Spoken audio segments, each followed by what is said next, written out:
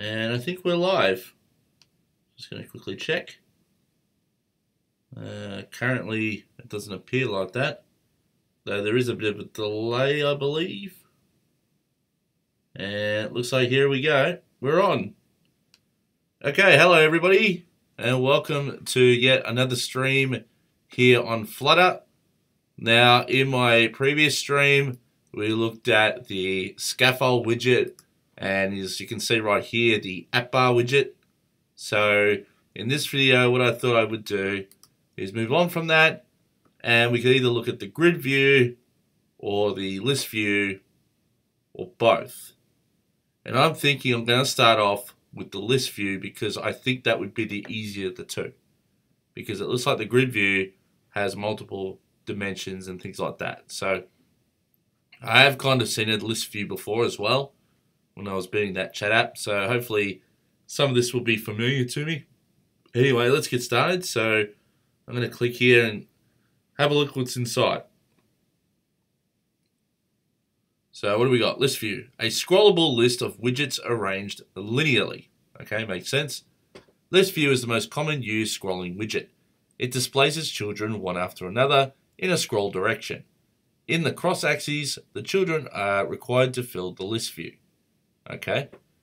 If non-null, the item extent forces the children to have a given extent in the scroll direction.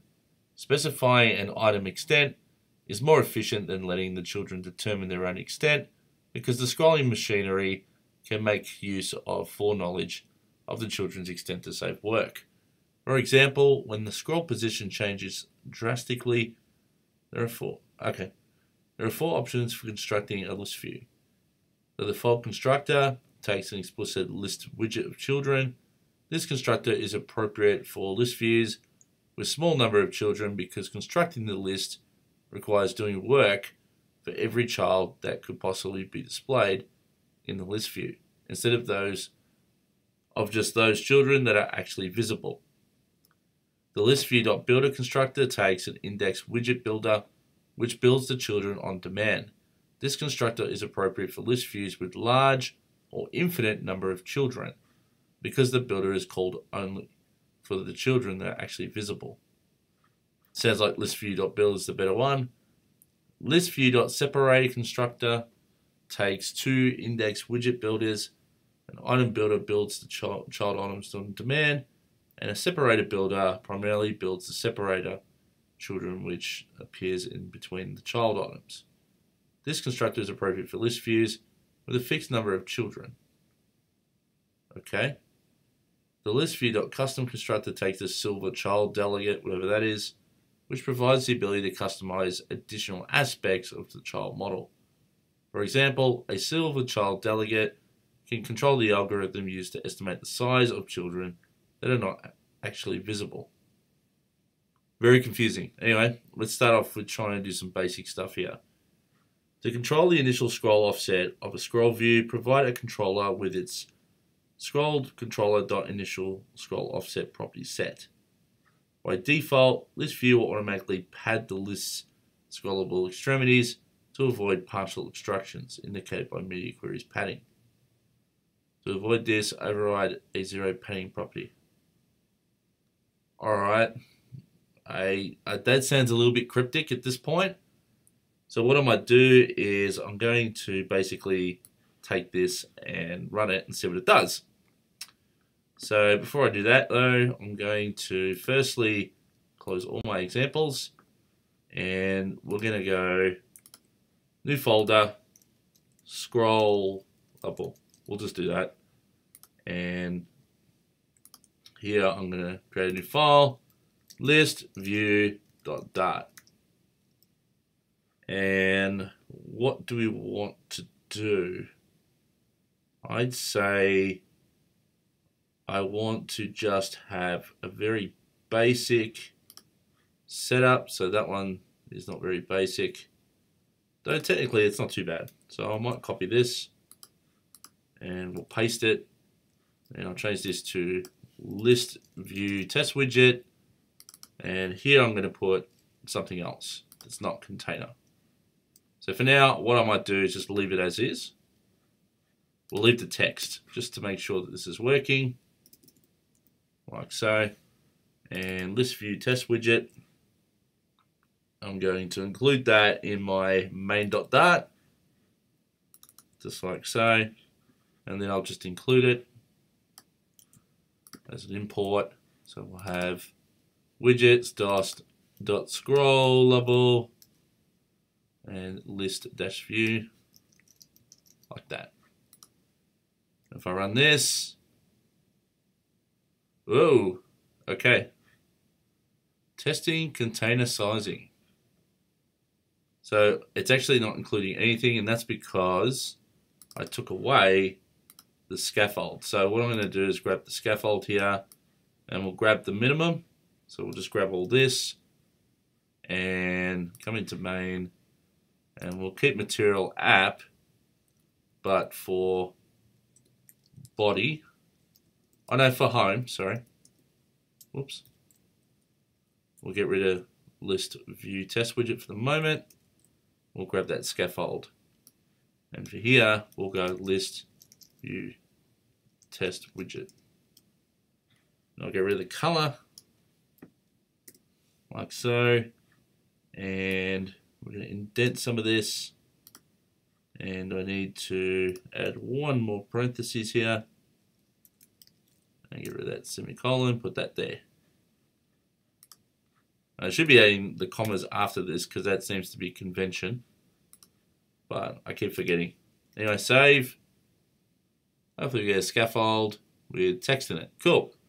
Alright. So now I'm going to use that code that we've got here. And we've got, instead of container, I'm going to go list view dot whatever it is. Oh, yikes.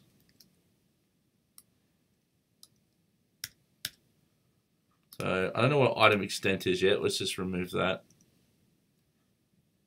So we've got item builder, index. Okay.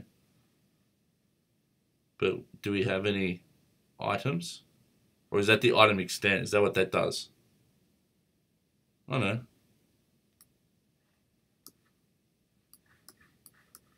So this just keeps going, right? Entry index. Until we tell it to stop, probably. Sometime in the future. So this item extent does what?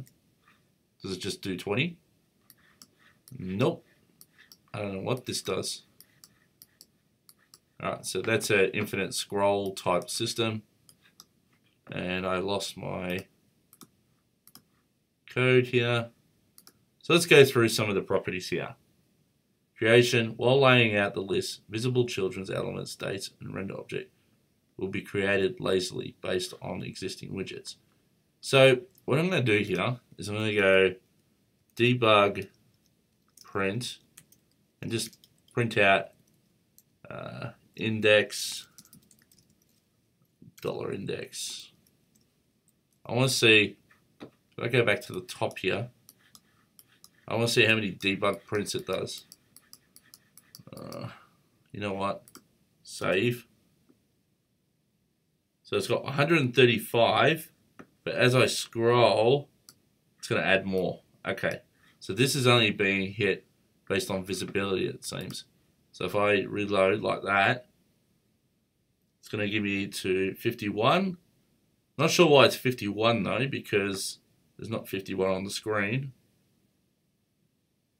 But there's 38 on the screen. So I'm going to clear, because it seems to have it twice here. Let's refresh and run. Alright, so it's up to 51. But it looks like it does it twice. Alright, so this is actually being fired, or this list view is being rendered twice here. And then this is being fired. So what's the extent do? Hang on, let's read this. Creation. While laying out the list, visible children's elements, states, and render objects will be created lazily based on existing widgets, such as when using the default constructor, or lazily provided ones, such as when using the ListView.builder constructor.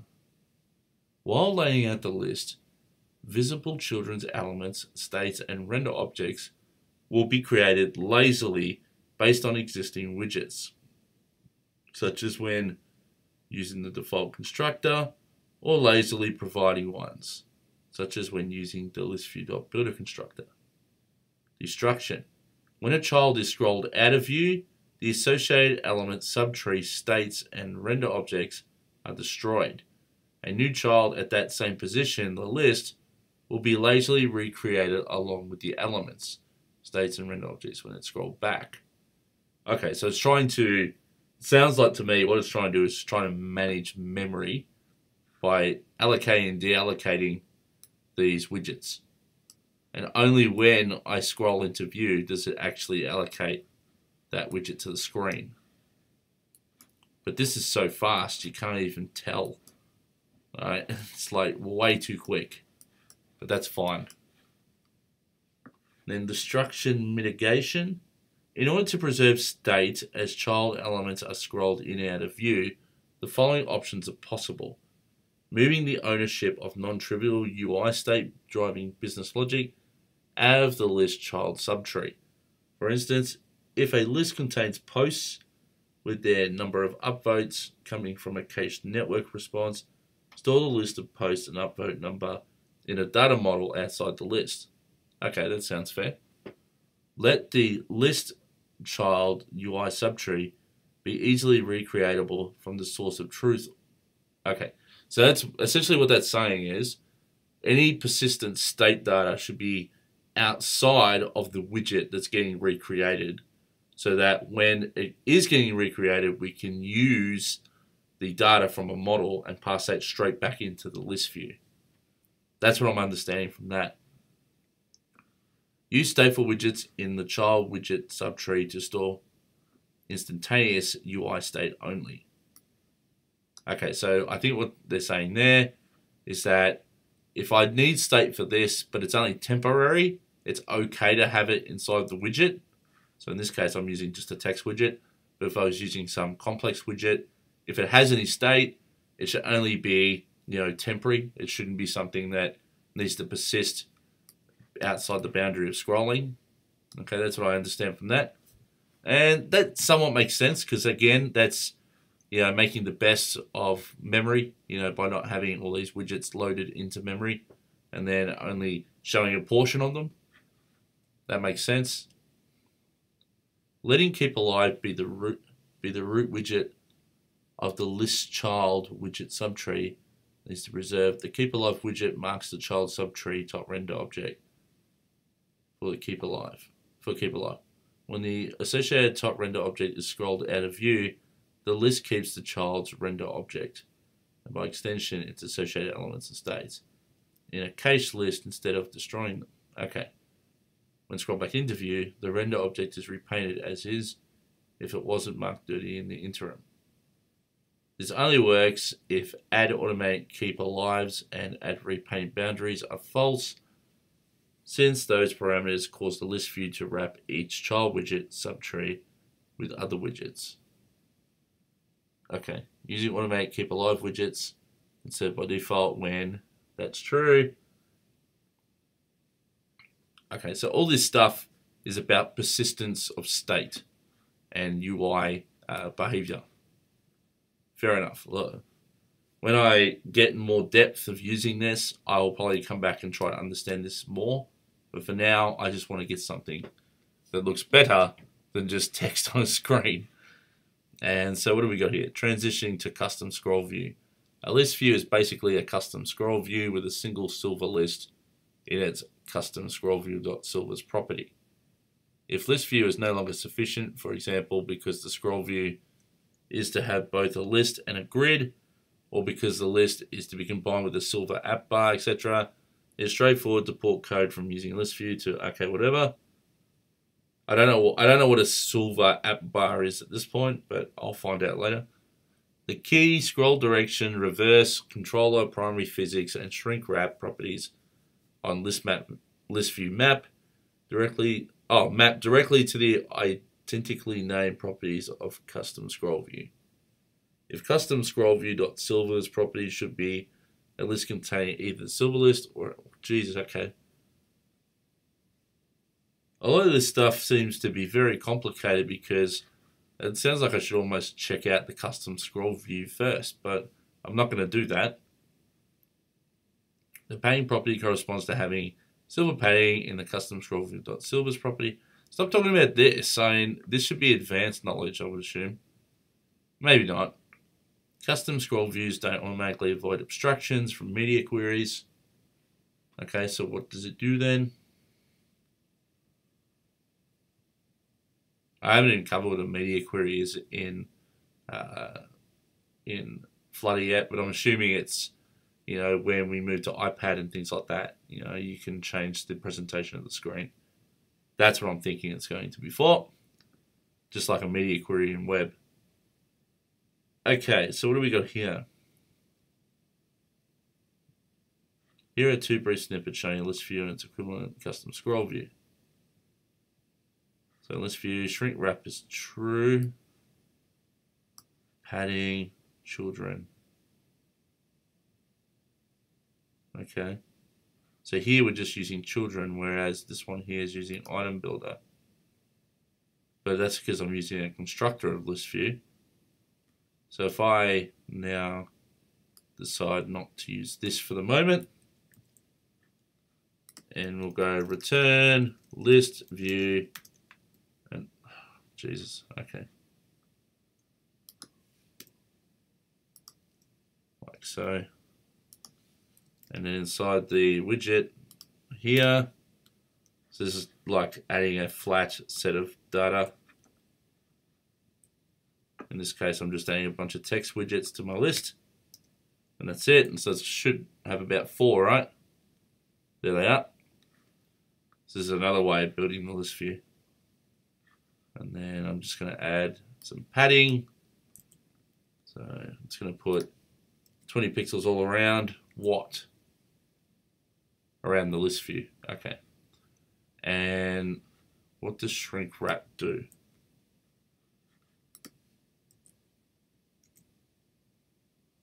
Not sure. Let's scroll down. Gonna ignore custom scroll view for the moment. So Shrinkwrap. No, I don't want to go to all. Shrinkwrap. Shrink wrap. No.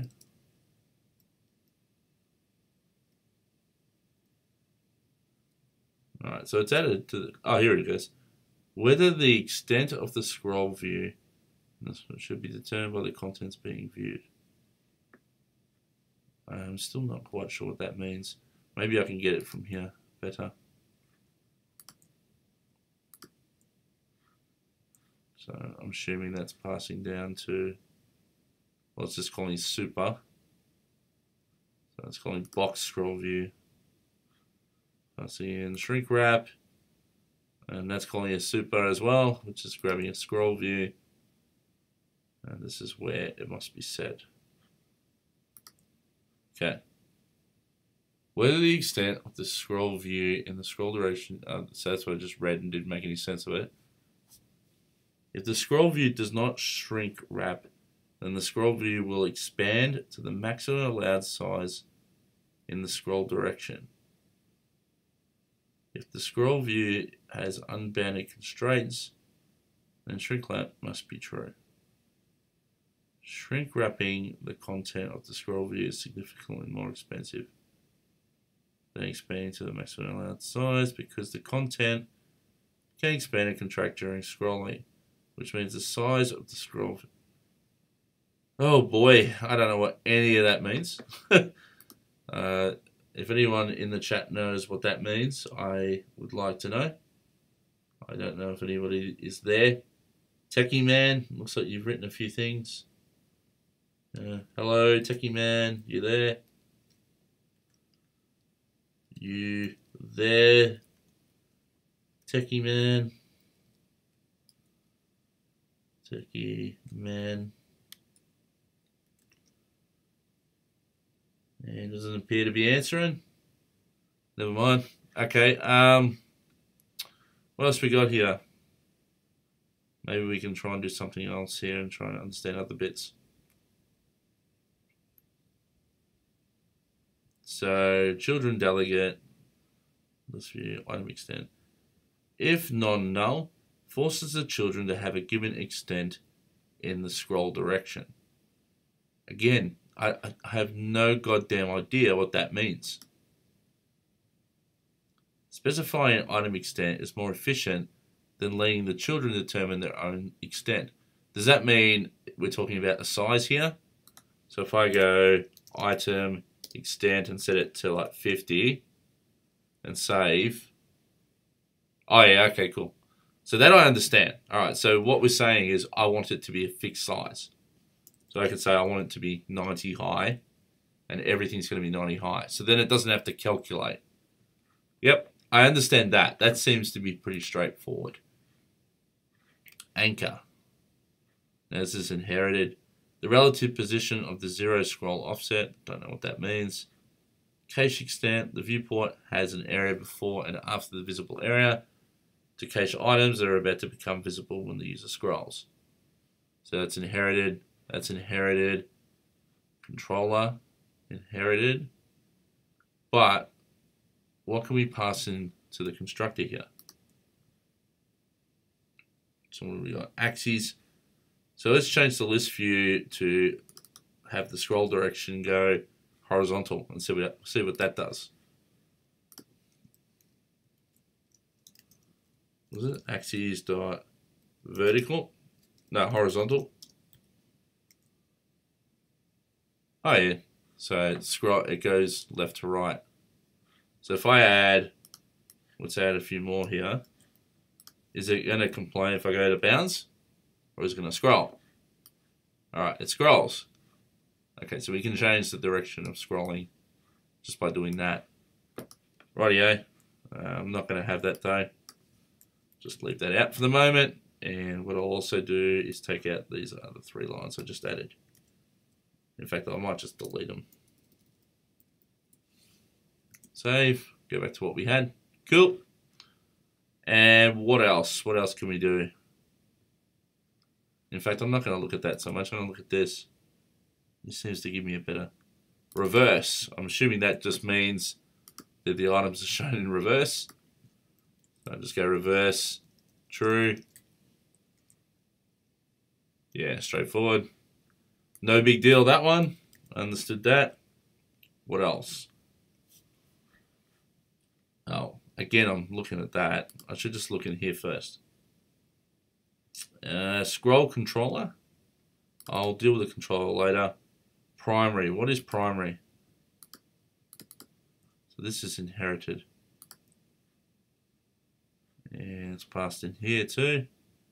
Is it passed through? It is. So we'll go to scroll view. And primary. Oh, where is it? I know you're in here. Here it is. No, that's not it. So what have we got here? Whether this is a primary scroll view associated with the parent. Okay. When this is true, the scroll view is scrollable even if it does not have sufficient content to actually scroll. Otherwise, by default, the user can only scroll the view if it has sufficient content. But this is scrolling. Oh, it's not scrolling. Is it scrolling? That's not scrolling. Okay. Okay, so what now?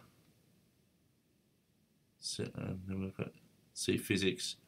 On iOS, this also identifies the scroll view that will scroll to top in response to a tap in the status bar. Defaults to true when scroll direction is axis.vertical and controller is null. Okay, so it's currently true, is that correct? So if I now set it to false, what happens? So if I go primary, set it to false, and save, yeah, it doesn't scroll. It doesn't move. But if I set it to true, then it goes up and down. Okie dokie. And we're just to prove this, I'm going to add more text here. like so. So now we get that scroll. Cool, but if I set this to false, it'll never scroll. No, it does scroll. Hang on, so what's going on here then? So the difference is, if there's not enough, looks like to me, if there's not enough items, then setting that to true will still make it kind of move. So if I go back to having the, what is it, the 4 that I had here, so I can still somewhat scroll like that even when I don't have enough items to fill the screen. But if I set that to false, now it doesn't move. So what do they say here for primary? Primary. Whether this is a primary scroll view associated with the parent primary scroll view. That doesn't really tell me much.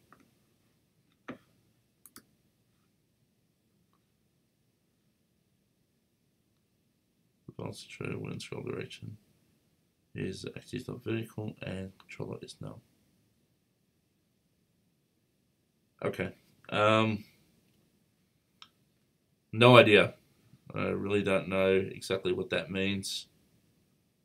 Seems to be a whole bunch of other stuff here to do with physics. How the scroll view should respond to user input. For example, determine how the scroll view continues to animate after the user stops dragging the scroll view. Defaults to matching platform conventions. Furthermore, if primary is false, then the user cannot scroll if there is insufficient content to scroll. While if primary is true, they can always attempt to scroll. So it looks like okay, so physics in combination with primary changes the behavior, does it? To force the scroll view to always be scrollable, even if there's insufficient content, as if primary is true without necessary setting it to true. Provide always scrollable scroll physics object, as in. So let's add this and see what it does.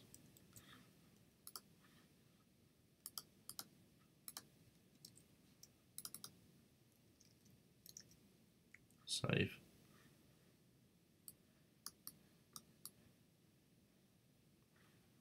And if I set this to false, it's still going to do it in it. Alright. So now it just ignores that. So if I take this out, cool. Alright. So what's next? To force the scroll view to use the default platform conventions and not be scrollable if there's insufficient content, regardless of the value of primary. Provide an explicit scroll physics object, as in scroll physics.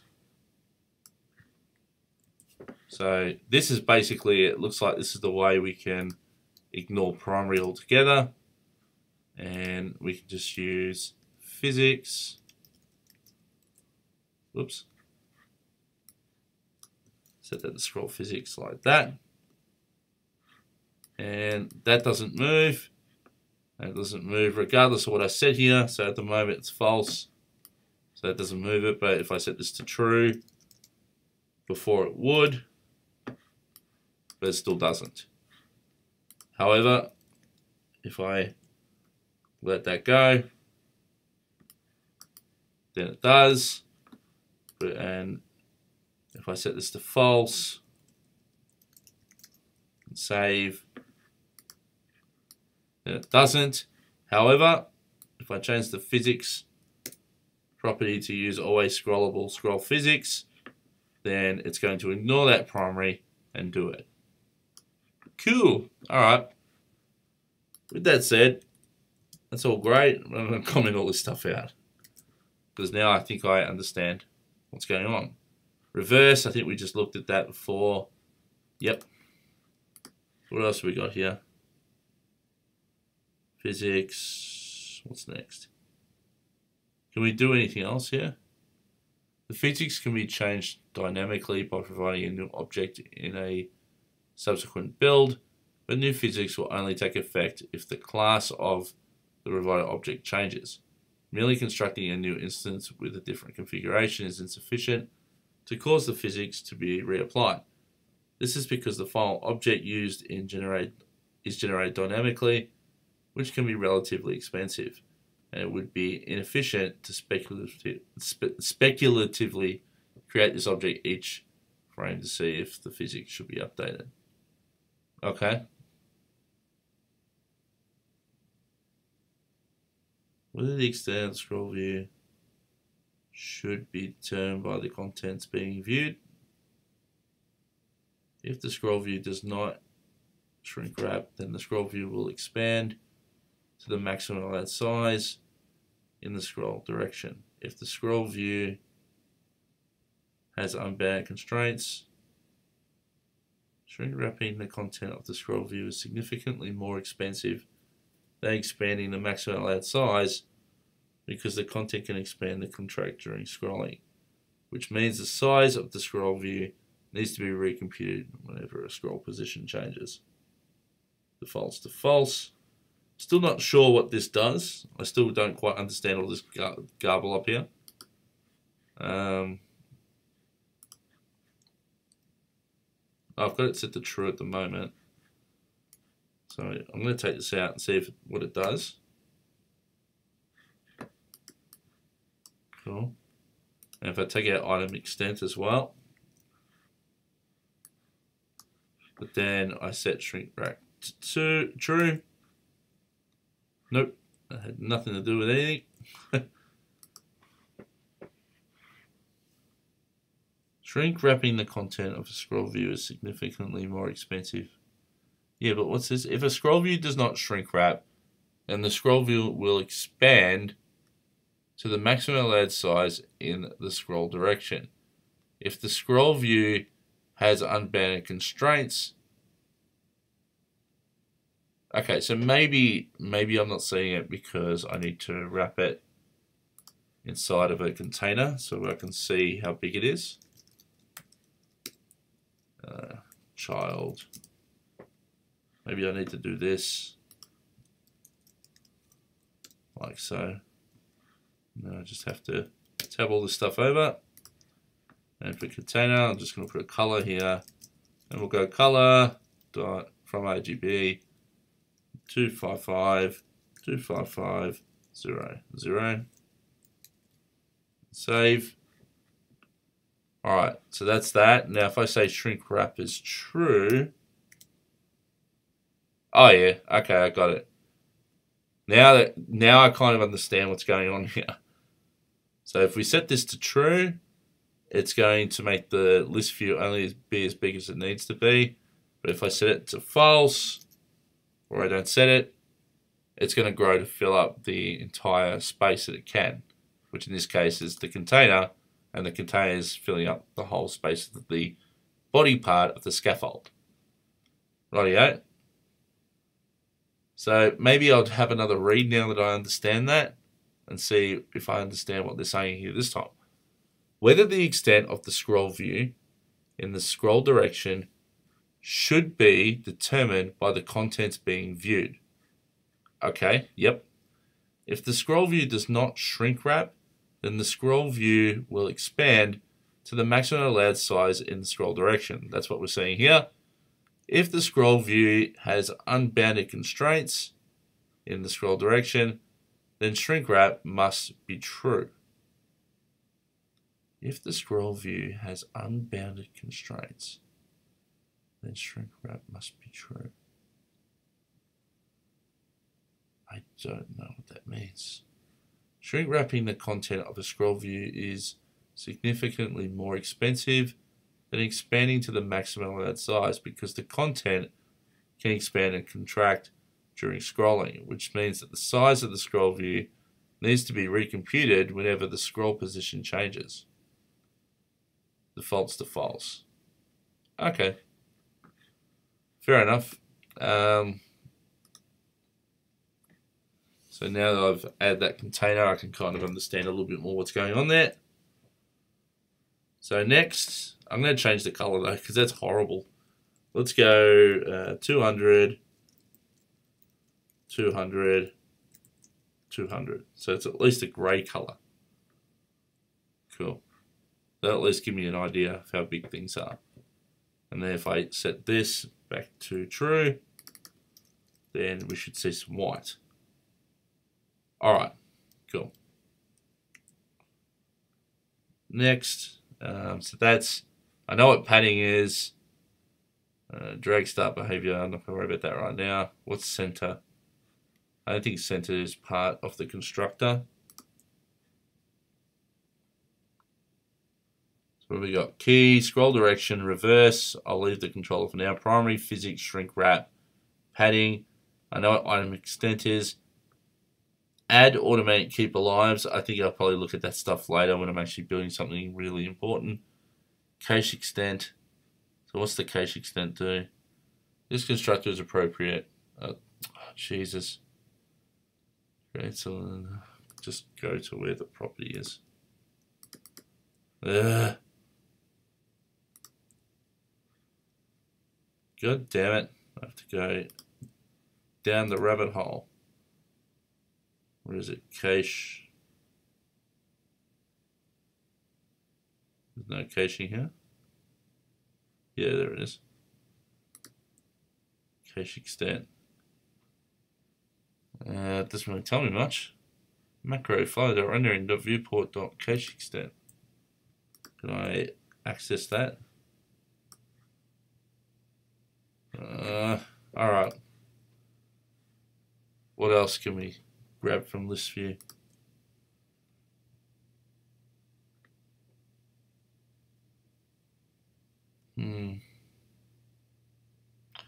Not sure what to look at. Cache extent, semantic child count. The children, we just saw that. Semantic child count. So it creates a scrollable linear array of widgets from an explicit list. What? No, that's not it. Let's check this out. Let me guess. Yeah. Oh, okay, so it looks like if I specify semantic child count, so say I got that many children, 4 children, and I go semantic child count set 2, it's going to show me 2, right? No? Okay, maybe I was wrong about that. I was just going based on this. So semantic child count is whatever I passed in, or children.length. I just naturally assumed that would do that, but obviously not. Semantic child count. So we're just calling super on that. Semantic child count. The number of children that will contribute semantic information. Some subtypes of scroll view can infer this value automatically. For example, LIstView will use the number of widgets in the child list, while the new LIstView.separator constructor will use half that amount. For custom scroll view, what's semantic information? See also semantic configuration.scroll child count. Total number of scrollable children that contributes to semantics. If the number of children are unknown or unbounded, this value will be null. That doesn't mean anything to me. That might as well be written in Japanese. I mean, semantics? What's semantics got to do with showing children? Anyway, that's very confusing. What else we got here? Padding, physics, primary, reverse, runtime, scroll direction, number of children that... What's this thing? Maybe it'll tell me more. Alright, hang on. Number of children for custom scroll view and other types which do not receive a builder or list of widgets, the child count must be explicitly provided. If the number is unknown or unbounded, this should be left unset or set to null.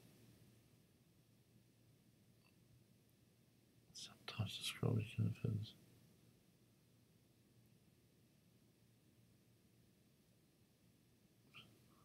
don't know.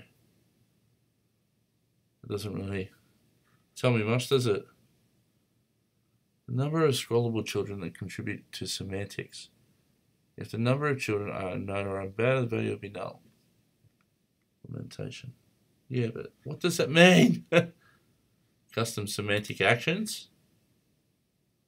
The handlers for each supported custom semantic action. No, it sounds like something different. Alright, let's keep going. So what do we got? What else we got here? Padding, drag start behavior.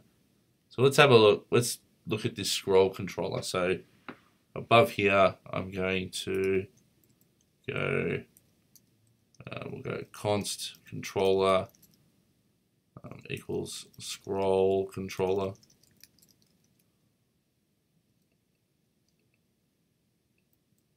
So if I go initial scroll offset and say 10, does that mean it's going to start on the 10th one? Maybe. Let's see. So if I come in here and I say controller is equal to controller, and what else is it complaining about here?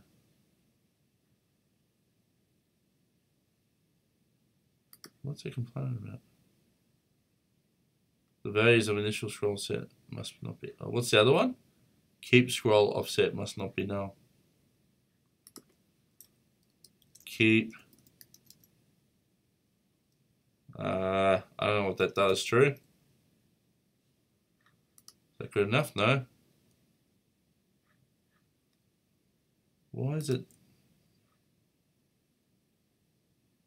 Are these required though? Assert that, assert that. It doesn't appear like I need debug label, whatever that is.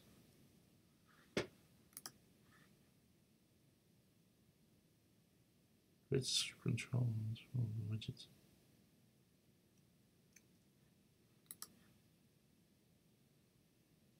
Is it? Hang on. Class scroll controller. I changed notifier.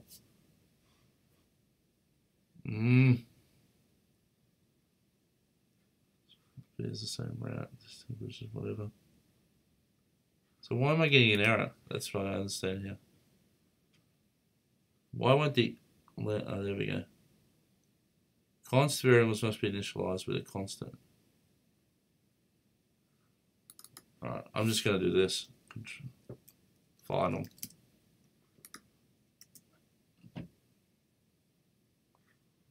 Alright, so we're saying initial scroll offset is 10. So let's add a whole bunch of things. So it's more than 10. And save. And guess what? That only just fits. So we need a few more. Save.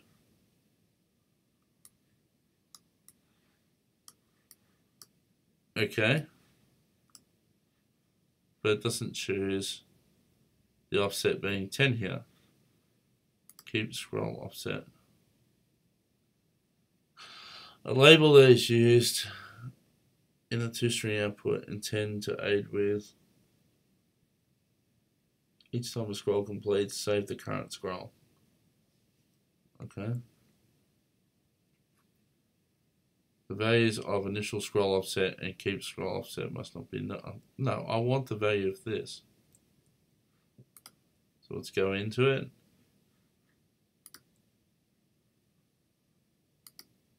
Oh, come on, man. Seriously? Oh, there it is. Initial. New scroll position objects that are created and attached to this controller will have their offset initialized to this value. If keep scroll offset is false or a scroll. Alright, so what if I set this to false and save? Nope. And if I do a full refresh?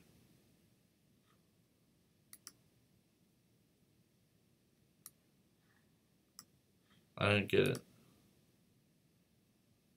I don't get it. It looks like it's moving, but maybe if I change it to, I don't know, say something like 100, what does that do? Is it, maybe it's not the number of lines, it's the number of whatever.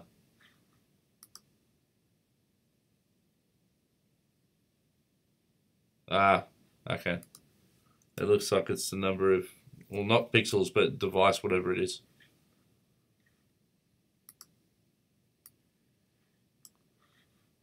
So if I do this, alright. I get it. Okay, cool. And if I set this to true,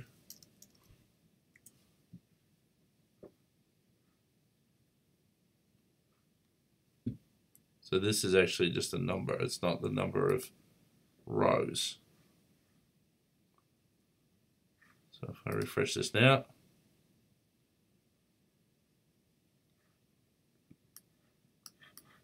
maybe, well, keep scroll offset true, but I can't scroll.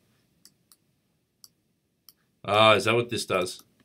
So if I set that to false,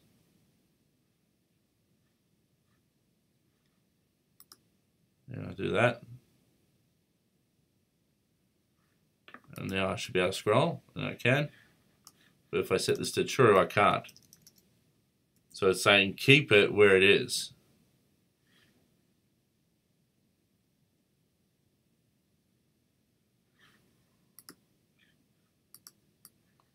No. I'm confused. I understand the initial scroll offset at least. Let's run it again because maybe I was wrong. Okay. Yeah, now I can't scroll. Okay. So that must be what this does. Let's read it again. If this property is set to false, the scroll offset is never saved. Initial scroll offset is always used to initialize the scroll offset. If true, the default initial scroll offset is used for the first time the constructor scroll was created.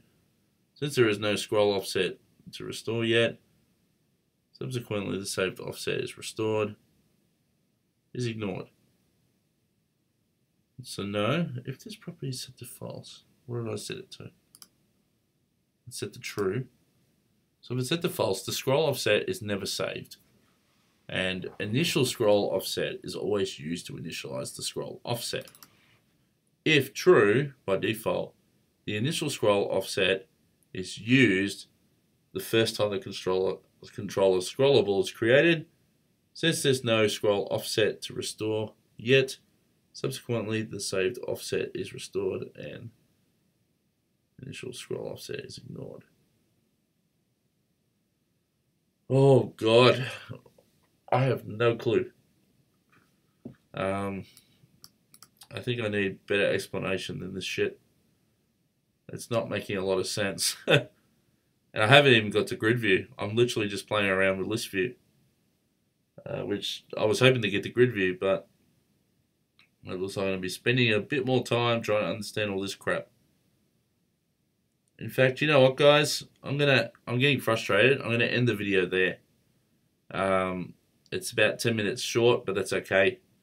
Hopefully you guys have learnt something new, and that's the key here. I'm trying to learn, you're trying to learn, and together, hopefully, we'll get better at our craft. Anyway, guys, I'm going to go. So thank you for watching, and I'll see you all next time.